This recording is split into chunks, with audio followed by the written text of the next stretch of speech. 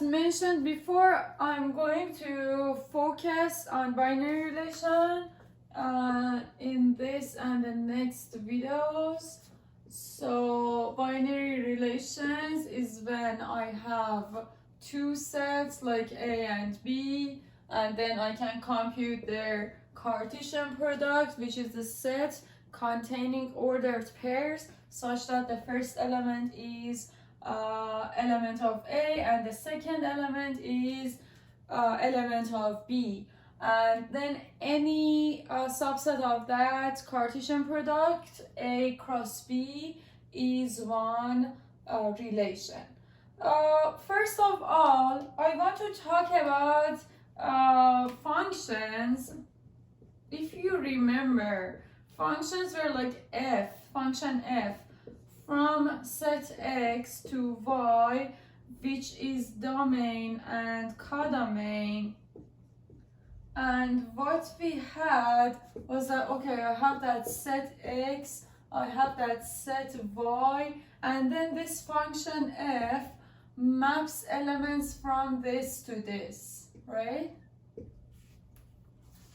Actually, you see, it seems that these two items, these two elements in x and y are related to each other, so they are in relation. So it is like, for a function, I can define a relation, and how we define that is, we call it the relation of that function, f, we call it gf, which is x and y, such that, see that x and y are elements of, x is element of x, domain, and y is element of y, codomain, such that x is in x and y is element of y, and f of x is equal to y. Here is how we can define a function with that relation. So also g of f sometimes is referred as the graph of f. We'll later see actually what the reasons to call that graph of f. Okay, so x and y, let's say x and y are non-empty sets. So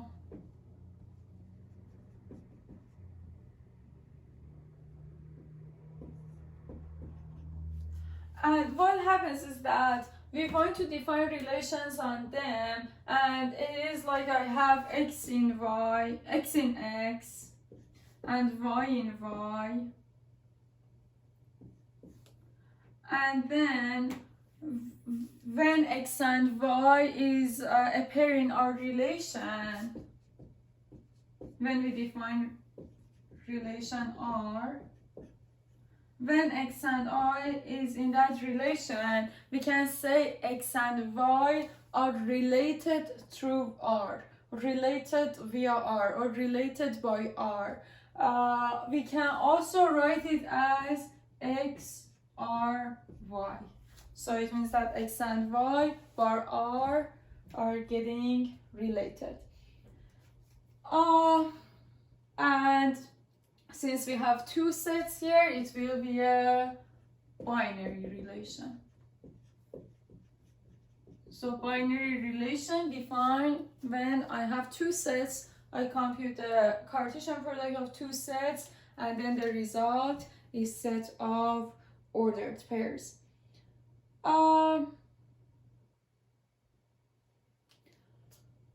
Okay, so when I have two sets x and y, and when I compute that Cartesian product, that Cartesian product itself is a set, right? And any subset of that Cartesian product is also a set. And we know that any subset of Cartesian product is one relation. So we actually realize that relations are sets themselves. So I rewrite that relations are sets because they are subsets, and you know a subset is a set itself. They are subsets of Cartesian product of two sets. We can define domain and range for one relation. So domain is those elements which are in that first set, and range is the second elements in each pair which are in the second set.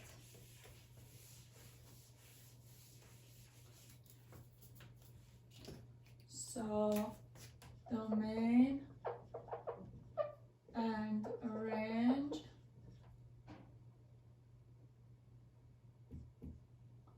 are like I can say domain of R and range of R. How I define that is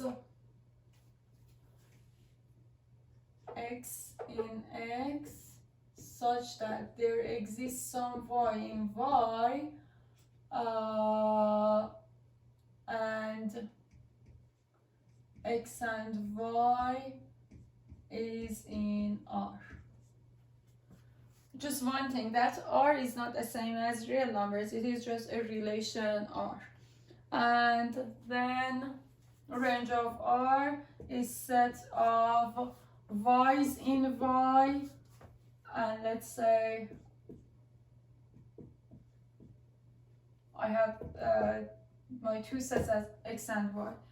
So the range is those second elements. Let's define that again, x and y such that x is in x and y is in y. If you remember, it is the definition of the Cartesian product. It is not, it can be a relation, but it is not all relations is the same as this. But when I have R, R is a subset of that. So I have R as subset of x cross y, and domain of R is the set of all x's, or all the first elements in my pairs. So I can say x's in x such that there exists some y such that x and y are in R. And here it is like y in y such that there exists some x in x and x and y is in R. Here is the definition of domain and range. Sometimes these two sets are exactly the same. So I have x and x, and I can compute the Cartesian product of x with itself, and then the relation is on x Cartesian product x, but we can make it easier and just call it a relation R on x. When we say a relation on x, means that we have only one set, and that relation R is a subset of x cross itself, or x cross x. Example 4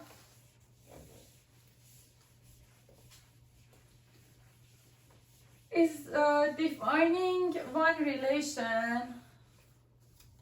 So example 4 is that I have one set A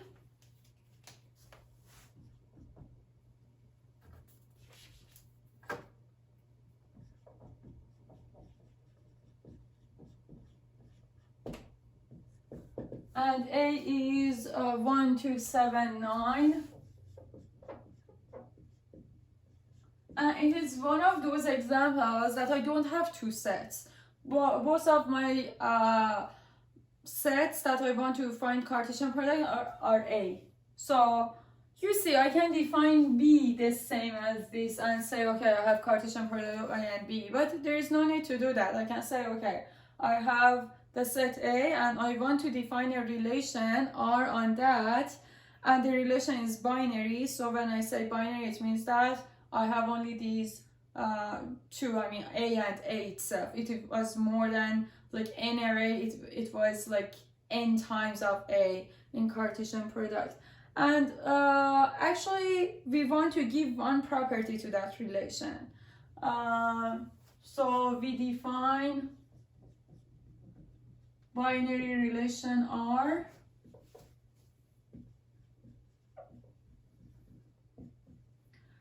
as a smaller, which means that A is smaller than B. So I want to keep those pairs from my A cross A, sorry, because I have only this. I want to choose those pairs such that the first one is smaller than second one. So first of all, what is the size of A cross A? Since it is 4, the size of A is 4, it must be 4 times 4, which is 16. So in total I have 16 pairs in a Cartesian product A. And now let's see which ones are the ones that we can have in that are smaller than. So R is, let's see. I have 1, which is not in R. I have that 1 here. I have 1, 2, it is a good one. 1, 7, and 1, 9. After that, I have 2, 1, which is not a good one because 2 is greater than 1. 2, 2, again not good because they're equal. 2, 7, 2, 9. And then I have 7, 1, 7, 2, 7, 7, which are not satisfying that property, but 7, 9. And actually what we see is that I'm done with my set, with my relations are set. So because I cannot have any relation starting with 9 and have 9 smaller than anything else, because I don't have anything bigger than 9. So we see that we can define relation R as this. Also, I can find a way to say by this 16 how many of them are in that relation R. See, since I have 4 elements here, I have 4 pairs which are exactly equal to each other. I mean, both elements are exactly equal to each other, or they are the same. So I have 1, 1, 2, 2, 7, 7, 9, 9. Okay, so ignore them. I will have 12, right? 16 minus 4 is 12. And out of those 12, exactly half of them have that the first one is smaller than the second one, and half of them have the second one is smaller than the first one. And it is like 12, half of 12 is 6, which we see here. Okay, see, if I want to have an extension of my problem, I ask you to define R as the relation of a smaller equal, what will happen? So equal relation, as I mentioned before, is the ones that we have both elements of that pair are equal.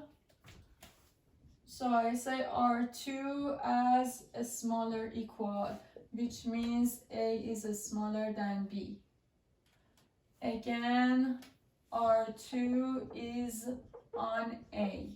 When I say one relation is on one set, it means that a binary relation on one set, it means that I have A cross itself. It doesn't mean that I have only that set. Don't get confused. It is the same as on A cross A. So when I want to define that, sorry, I forgot that. R2 will be equal to 1 and 1, 2 and 2, 7 and 7, 9 and 9. Which ones are satisfying that equal part? And then everything I had in R as 1, 2, 1, 7, 1, 9, 2, 7, 2, 9, and finally 7, 9. Okay, here we see the set R2.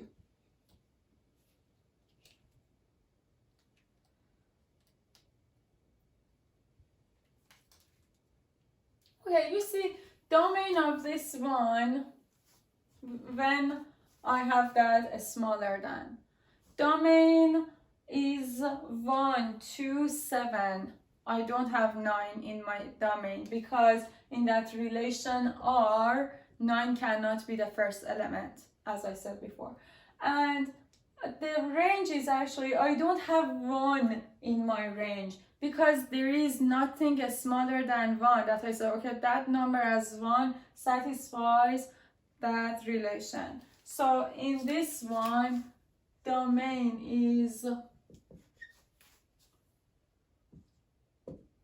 1, 2, 7, and range is 2, 7, 9. When I had two sets like x and y, and I define domain and range, actually you can realize that domain is always subset of x and range is always subset of y. Here that I have only one set, you see that domain is subset of A and range is subset of A because x and y here are both the same set A. Okay, what are domain and range in this example? Domain of R2. You see that in domain, now I have 1, 2, 7, and 9 all. So it is 1, 2, 7, and 9. And actually range of R2 is the same, 1, 2, 7, 9. And it is the same as A, and it is the same as A again. One last thing in this video is that here we talked about these elements such that the first element of that pair and the second element of that pair are equal. That equal relation is a diagonal relation. So I'm going to write that one as well.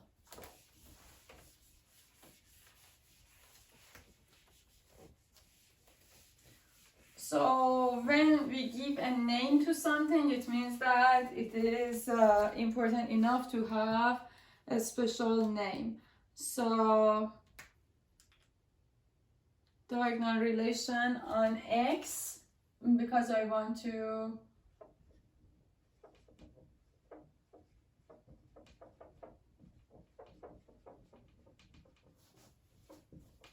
define that in general, which is delta X is X and X such that X is in X.